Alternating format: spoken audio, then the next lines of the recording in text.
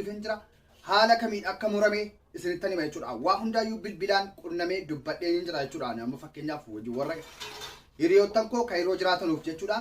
Bilbileen jira jechuudha. Ashamaa harka fuunee hordoftoota chaayinaal Fuwaad Shoo jalatti argamtan nageenyi kiyyaa kabajaa fi jaalala bakka jirtan maratti isin biraa ga'u jedha.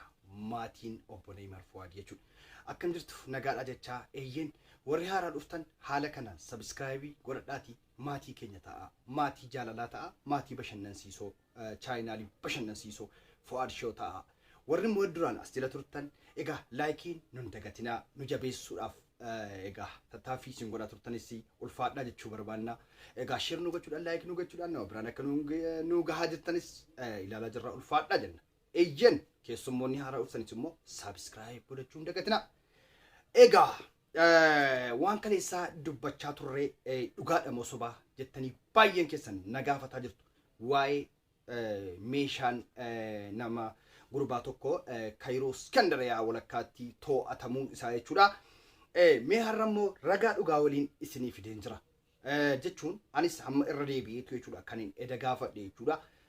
Anis gaafadhe sirriitti irra deebi'ee gaafadheera dhugaa fi soballee adda baafadheera jechuudha.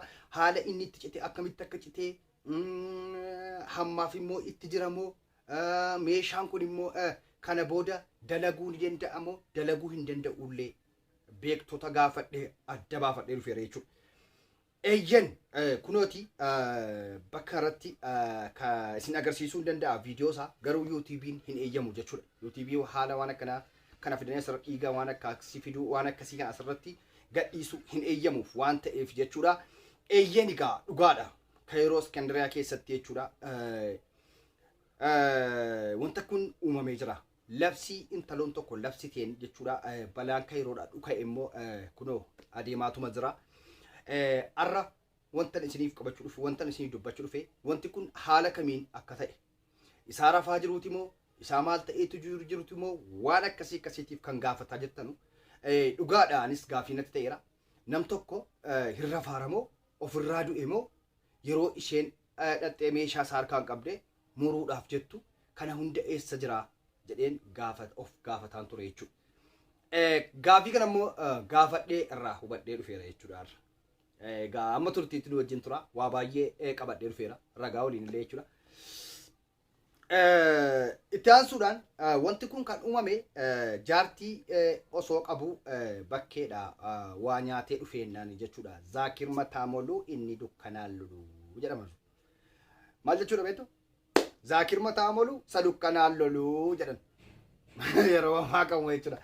Zaakir Mataamoluu isa dukkanaan lolu jechuun maqaadha jechuudha. Maqaa isa sanaati jechuudha. Mataan Saamoluudha Zaakir Mataamoluu kan dukkanaan lolu sanii jechuudha. Amma gani balaa akkanaa uume jechuudha. Kanaafuu haala kanaan wanti kun irratti uumamee jira. Eeyyeen egaa haala kanaan mucaan jechuudha haadha manaa ofii osoo manaa qabu jechuudha yookaan jaartii jechuudha osoo manaa qabu hogguu isheen mana hojii deemtu jechuudha. Kan biraa waliin sagaagalummaa akka raawwateedha jechuudha. Kan isheerraa gaafannee hubanne jechuudha. Anis immoo qoradheera jechuudha. Kanaaf hundi keessanuyyuu waan akkanaarraa isin habaraaru jechuun barbaada. Balaan Zaakir Mataamoluu kun fiduu jechuudha kan dukkanaan lolu jechuudha. Ilmoon namaa guyyaa lola. Ilmoon namaa guyyaa lola. Inni garuu halkan looha jechuudha. Halkan looha balaa saaraa rabbi isin habaraaruun jedha. Keessatti dhaamuu sa'a asirratti dhaamuu barbaadu ijoollee Dubaay jiraattan wanta akkanaa hammas gara keessanitti uumamuun isaan oolu. Maaliif ijoolleen haalaan jajjaboo ta'an haalaan nama rakkisan jechuudha. Osoo nama rakkisan rakkatan manfu'aa keessatti to'atamanii jechuudha. Gara Dubaay ta'e jechuudha. Gara jira dhufan jechuudha. Ijoollee maafiyaa bichaan jechuudha. Ammas rabbii isin eeguu yennaa ijoollee Dubaay of eeggannoo godhaa gamanaan an obboleessi keessan kan isin dhaamuu barbaada. Borammas adagaan tokko isinirra ga'eenna dhaga'uu hin barbaadu waan ta'eef dura bu'een isinitti hima jechuudha.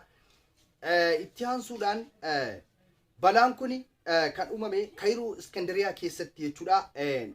Mucayyoon yeroo ijaazaa baatu jechuudha. Ijaazaa erga baate intala kanaa wajjin yookiin sagaagalummaa akka inni dalage waan hubatteef waan mirkaneeffatteef jechuudha. Billaa ishee xiqqoo shunkurtii ittiin muranu sanaanii fudhattee dhufuunsi akka maddeen itti gaafatamaa dhimma shamarranii obbo Mubaarak Musammaa Raayis kan qoranne jechuudha. ijoollee maatii ijoollee ijaan argan irraallee qoradheen jira jechuudha. Akkaataa meeshaan kun itti murames immoo isinitti hima jechuudha. Eeyyan akkuma silee isinii kaasee ture haala kamiin muramuu danda'e inni ofirraa du'e moo yeroo sana wanti adda addaa gaafiin akkana addaan inni jira jechuudha. Yeroo sanatti inni waan kana nyaatee ka'ee jechuudha. Zaakir Mataamaluu kun nyaatee ka'ee rafee jechuudha. Yeroo kana ka dhiirri yeroo waan akkanaa kana gaggeessa ka'e xiqqoo ni rafa. Kuni uumamaadha. Ni rafe natti fakkaata waan kana ka biyya Kaayiroo keessatti dhugaatiitu dhugama jechuun kamirii kanatu dhugama jechuudha. Qanii haadha manaa waliin ciisanu kamirii kana dhuganu malee sakkaran malee meeshaan jiraallee waan hojjetu natti fakkaatu jechuudha. Maal jechuun achi keessan ture waan ta'eef jechuudha. Guyyaatti manaa isaa ijaazaa baate hin sakkara jechuudha yookiin immoo hin dhuga jechuudha. Hin dhuga kamirii adda addaa kana fayyadamu waan ta'eef yeroo waan kana raawwatee ka'u ni rafa jechuudha. Maaliif dhugaatii kana dhuguu sana booda caffarama dhadhabameera. Lamuu amma Zaakir Mataamaluu dhaqee bakka sana gahee nyaatee deebi'a. Yeroo nyaatee ka'e immoo ni rafa jechuudha ilmi dhiiraa. Hin rafee san booda intaloon jechuudha millaacii kana akka masaabiyaa keessa kaa'achuudhaan jechuudha kan isin ciifte jechuudha akka eeruu dhageenyetti jechuudha akka kaameraa keenya achi keessa jirutti irraa fudhannetti jechuudha maddeen miidiyaa adda addaa dubbataa jiru jechuudha. Achi keessaa fuuteetu jechuudha kan isin mataa abbaasaa qabdee shatti goote jechuudha. Egaa rabbii isa haraamatu jechuun maasiyaasaas rabba dhiisuufi ka maasiyaa Zaakir kana jechuudha. Zaakir isa murame kana maasiyaasa illee rabba dhiisuu fi hojii isaa hunda rabba dhiisuu fi kanaafuu hamma haala kanaan citee ittiin buune jedhan dubbiin. Zaakir citee ittiin buune jedhan garuu murameera kana booddee waa dalaguu waan danda'u natti hin fakkaatu jechuudha. Ilmi namaa hin du'a jedhamaa ture. Ilmi namaa hin du'a yeroo meeshaan ittiin murame jedhama. Sirriidha. Yeroo meeshaan isaa ittiin murame ilmi dhiiraa hin du'a jedhama. Kanaafuu ilmi dhiiraa yeroo meeshaan isaa ittiin murame hin du'u ilmi dhiiraa hin du'u. Maaliif hin duune? Cidhaan meeshaa isaa Zaakiriin osoo hin taane cidhaan isa gara gadii jiru jechuudha. Cidhaan isa gara gadii jechuudha. Isa gara gadii sana inni yoo murame garuu ilmi namaa battalumatti du'a jechuudha. Garuu meeshaa inni kaan muramnaan waa tokkollee ta'uu hin danda'u jechuudha. Garuu kana booddee waan egaa hin jiru bakka waa loosanii Zaakir mataa dukkanaan lolii jechuun kun wanta akkasii hin jiru jechuudha. Goolabameera jechuudha inni maasiyaasaa wajjin deemeera jechuudha. Sadaqallaahu laazim itti sagadameera jechuudha. Maaliin ree? Amma yeroo tokko guyyaarraa jechuudha miidiyaa irratti TV irra taa'ee dubbataa ture ustaazini tokko meeshaan kun ilma uumuu ni danda'a jedha. Akkamiin uumu? Akkamitti uumuu danda'a? Haxxi irraa godhameera jechuudha. Qixxeetti haxxi irraa godhamee akkamitti ka'a? Yoo ka'ee miti kan inni dhaqee uumu. Kanaafuu wanta akkanaa kun wal jajjabeessuudhuma ta'a malee wanta akkanaa hin jiru jechuudha. Kanaafuu ilma uummachuu hin danda'u kana booddee. Mumkin yoo qodaasa keessaa waan tana yoo fuudhanii achisii keessatti marfeedhaan dabarsuu yoo ta'e uumuu danda'allee malee kana booda Zaakir Mataamaluu sadaqallaahu laaziim ta'eera jechuudha. Zaakir Mataamaluu ni dukkanaan lolu jechuudha. Maqasiidhaan ciramuu eegalamee jira jechuudha. Eeggadha haaduuwwan adda addaa mana keessaa balleessaa yaa biyya. Yaa biyyaa isinitti meeraan jechuudha.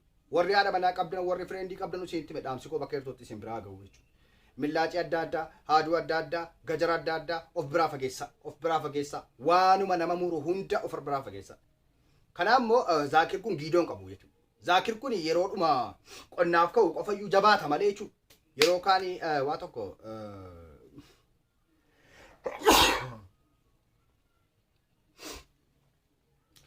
Zaakir kun jechuudha yeroo dukkanaan loohu sana jabaata malee jechuudha.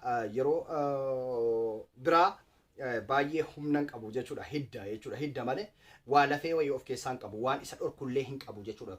Qixxeetti qimixuudhaaf qallaaliidha jechuudha. Qallaalii akkuma nama diimi namuruutti shatti godhama jechuudha. Yeroo tokkotti haaduun irra baanaan billaan irra baanaan assalaamu alaikum wal biraa galtaniittu jechuudha. Akkasitti goolabama jechuudha. Kanaafuu shamarran biyya adda addaa jirtan immoo hundi keessanuu jabaadhaa hojii kanatti jechuun isin gorsuun barbaada jechuudha. Yeroo inni ijaazaa isin buufatee, yeroo inni birrii isin gaafatee, yeroo inni waa adda addaa isinitti yaale waan qabdan itti kennaa ka'aati eennan isinii wajjin ciisee wanta itti nyaatee ka'e inni rafu achitti irraa murtaa'u jechuudha. Achitti haxxi irraa gootu jechuudha. Isin immoo yeroo kuttanu hin rakkattee osoo nama rakkiftuu jedhaa muruu hin dagatinaa akkuma kaleessa isinii dhaame jechuudha. zaakir mataa malu rakkattee osoo nama rakkiftu godhama jechuudha. Kanaafuu haala kana itti fayyadamaa jechuun barbaada. Gorsa kooti kuni shamarran hundi keessanuu jechuudha. Biyya adda addaa kan jirtan yoo inni jaazaa bu'ii jedhe bu'aa rakkoon qabaatina haaduu as keessaan dhabina. Millaacii as keessaan dhabina.